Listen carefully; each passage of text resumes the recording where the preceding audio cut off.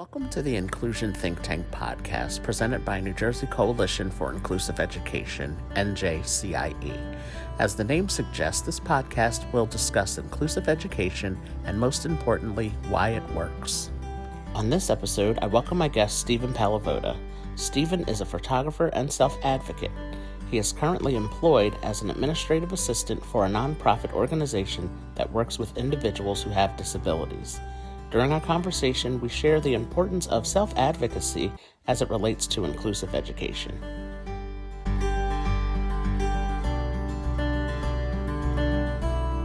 Welcome back to another episode of the Inclusion Think Tank podcast brought to you by New Jersey Coalition for Inclusive Education. I am your host, Arthur Aston, and I am happy to welcome my guest on today's episode, Steven Palivoda. Steven, welcome to the podcast. I'm so glad that you are joining us today. Thank you for having me. It's a pleasure. Yeah. So you and I, we met a few months ago during the virtual Dare to Dream conference. And I was kind of overseeing and facilitating your Zoom room where you hosted, your conference topics.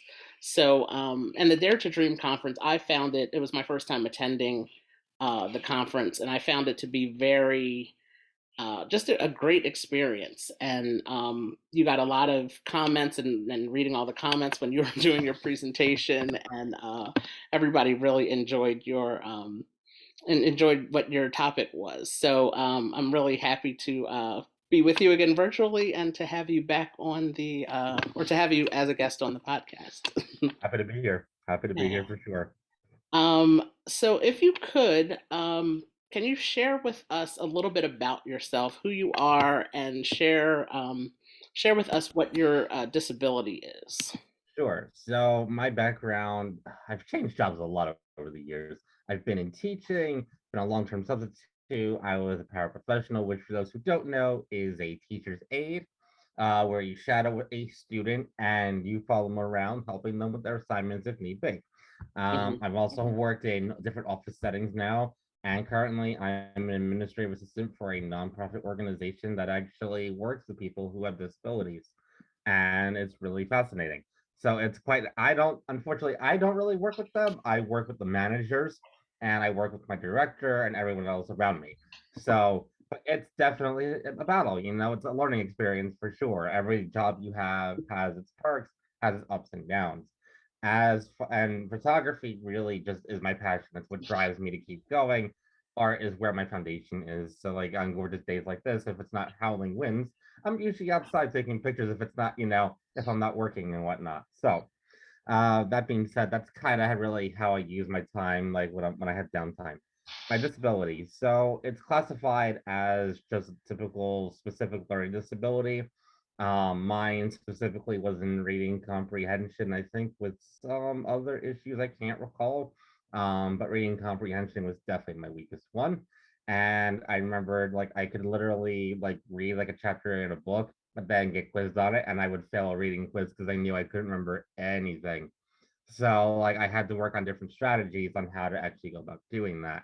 So that disability, I feel like now I've outgrown it more or less, at least in the academic side of it. I do believe there's a social aspect of my disability that was never really talked about, because being when you're a lot more mature than most people your age, there's that, separation that you have and you feel more alienated. So there's a social aspect. I always say lately, like there's two aspects to a disability. There's the academic side, but then you also have the social aspect to it that a lot of people, I think, just kind of brush off to the side. I think it's something that's always worth looking into. So that's a disability for me. It doesn't really, I always tell people, it never defines me. It's part of who I am because it never should define you.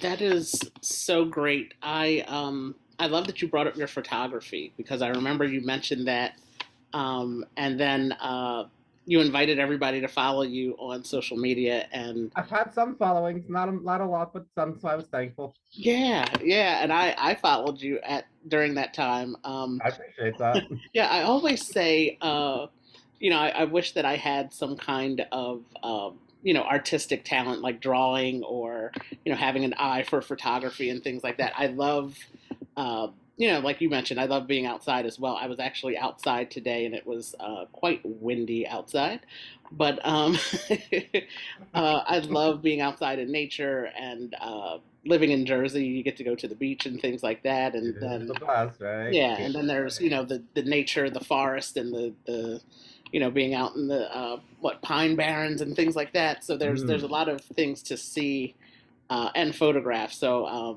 so that's really cool that you do that. And I also like that you mentioned the social part of disability, and that's really it was very important to mention that. So thanks for sharing that with Oh, everyone.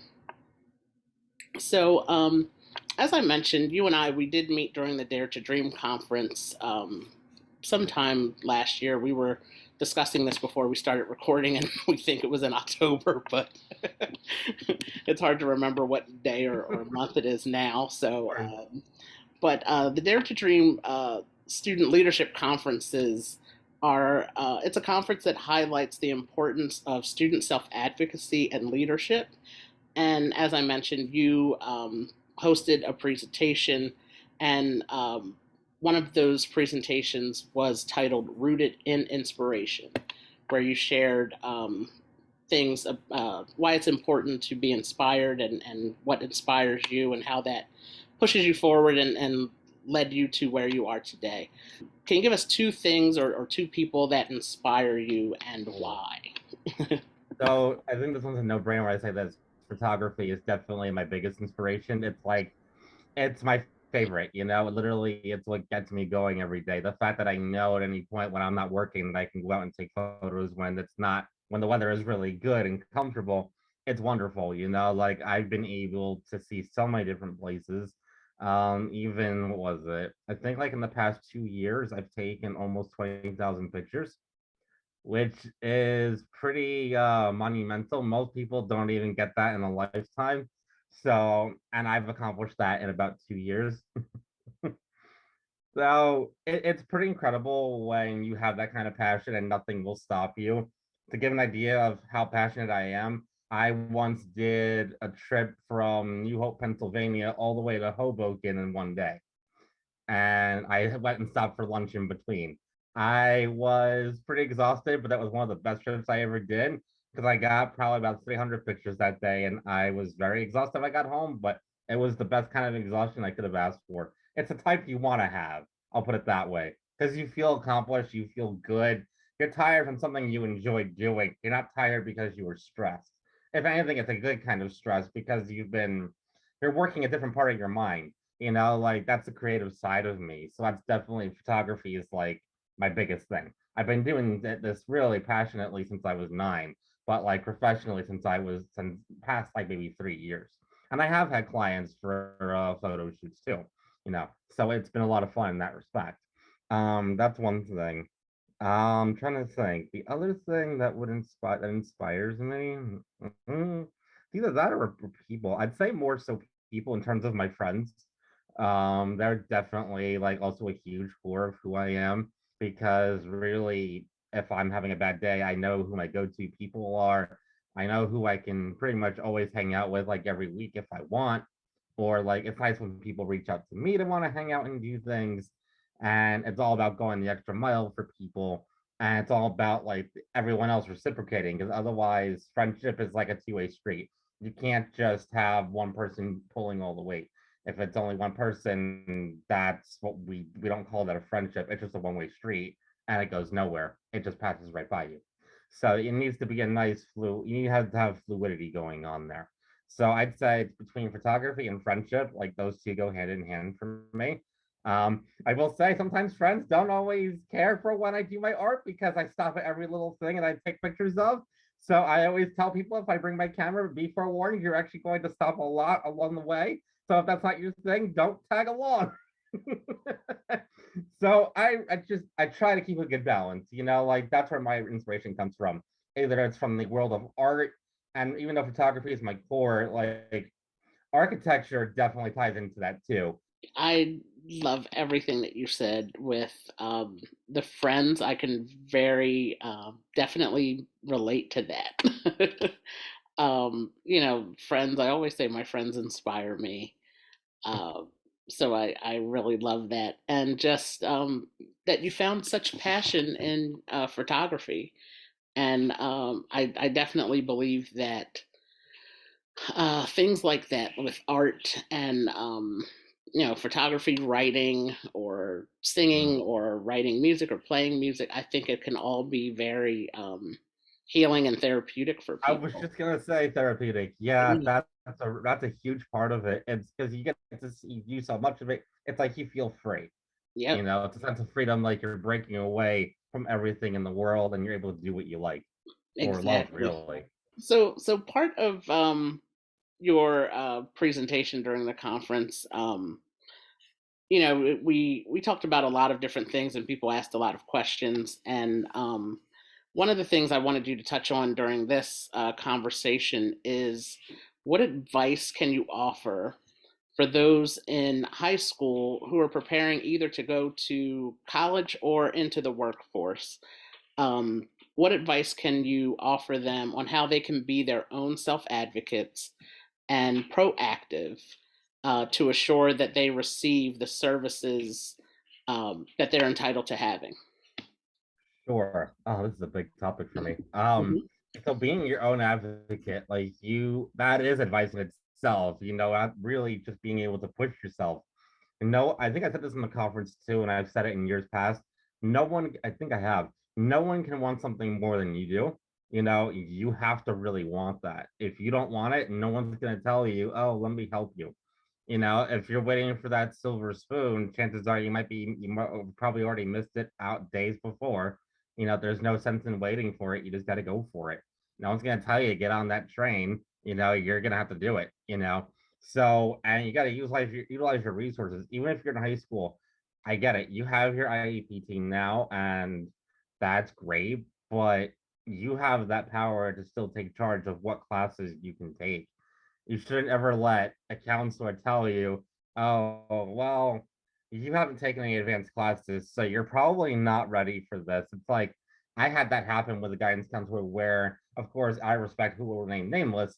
But was convinced that because all I ever had was in class support for English, she was convinced that I could never do well in an accelerated English class, which was not true. But unfortunately, my hands were tied. I tried to fight it as hard as I could, but the most they would have let me do was be in a regular track class without in class support, which I thought was really unfair. So, my advice is really just try to fight for what you want because at the end of the day, you will not have a second teacher with you when you're working. Yes, you have there are resources at your job that you can always reach out to. Like if you're having a rough day, like or if you have health benefits, for instance, you can utilize therapy. Yes, it's going to cost you money, but it's going to be at a much lower rate compared to having to pay out of pocket if you weren't part of like that particular workforce. That's what I do. So because of who I work for, I have therapy at a much higher discounted rate. You're talking like paying 40 bucks as an example every time versus 120. Huge difference, right? So you want to be able to like find ways to utilize those resources, know where you need to go for help. Even in high school, utilize your teachers all the time. That's what I did. If anything, I stayed after school when I got stuck and couldn't figure out things. I didn't have much of a social life in high school. That's just the way how I chose to be. I didn't feel like I ever really fit in.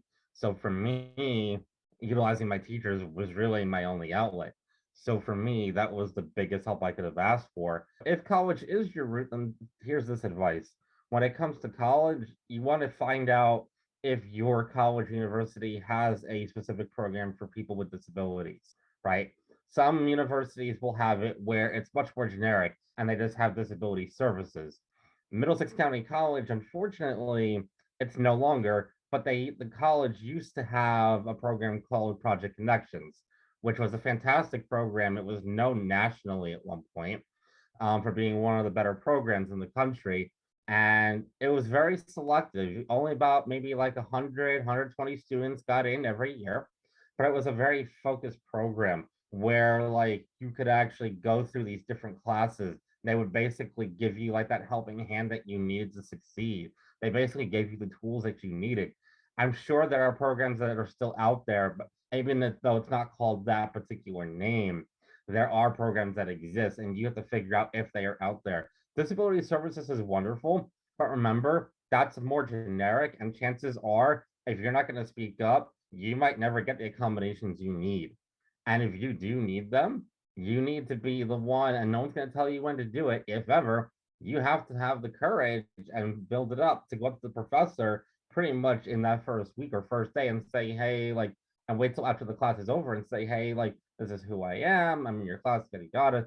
And then just say, like, if you're comfortable, what disability you have, or at the very least say, I'm with disability services. I have these accommodations. How can you help me? How can you help me be more successful? You have to ask that question. No one's going to ask that for you because the professor is there to teach. They're not going, not that they don't care, but if you don't bring it to their attention, they're not going to look for it. It's not like the teachers in high school where they're trained to look for that because they already know what the IEP is ahead of time before they even have you. Professors don't have that. They don't. You have like a more like individualized plan in college for sure, with the American Disabilities Act, that's what you get covered under. But again, it's more generic. So you have to be your own advocate and knowing where to go, who to talk to. Utilize your professor's office hours. Seriously, I was in some professor's office hours multiple times in a week, just to get papers looked at because I knew that would help me get the higher grade. Because that's the secret. If you know the teaching style of how that professor teaches and you love that style, find professors like that. And if they happen to be in your major, stick with that particular professor for every class or as many as you can. I did that at Kane, and one of the history professors there was fantastic, so much so, I don't know how I pulled this off. I had him 5 times in 2 years.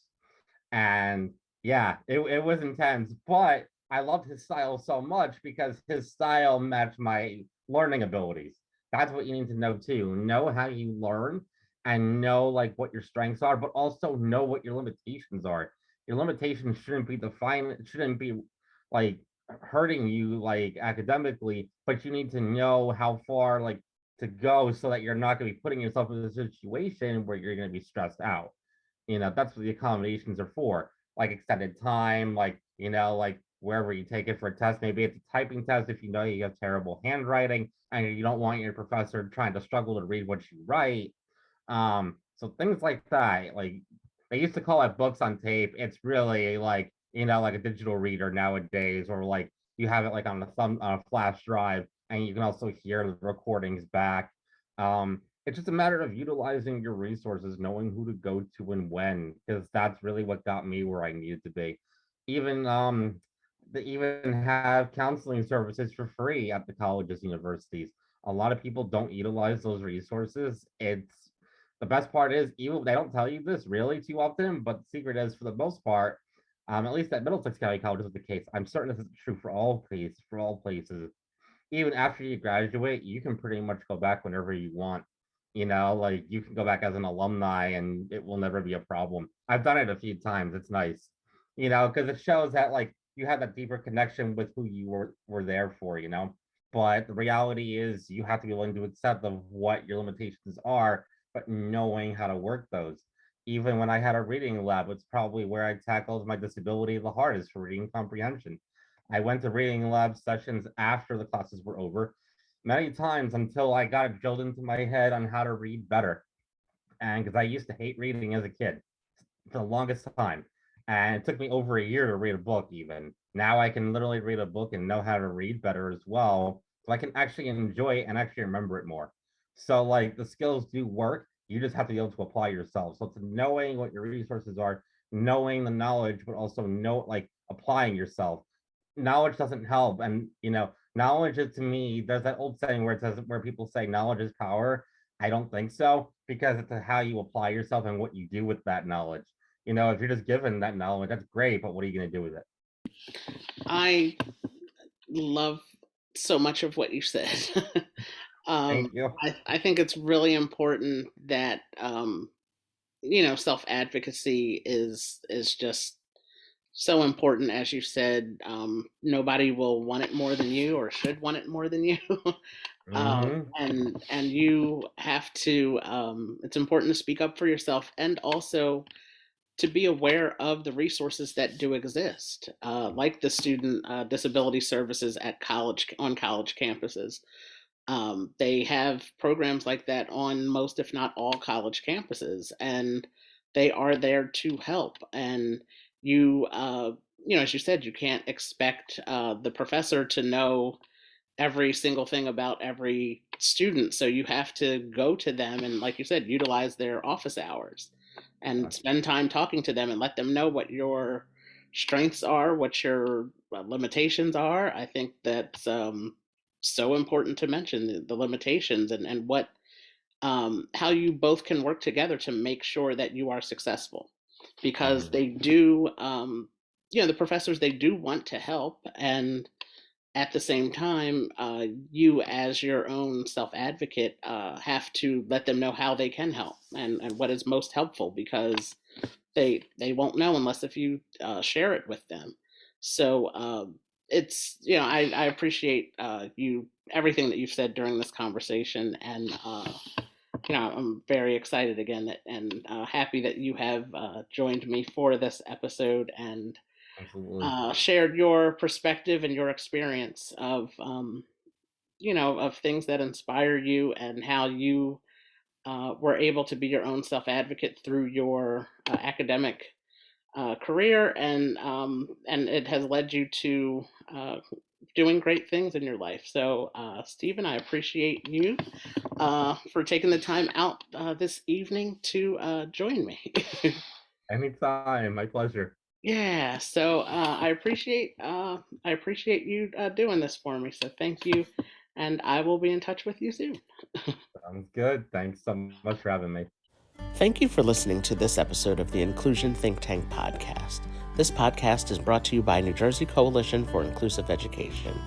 Don't forget to subscribe to the podcast on YouTube or Spotify, and to follow us on social media at NJCIE. Until next time.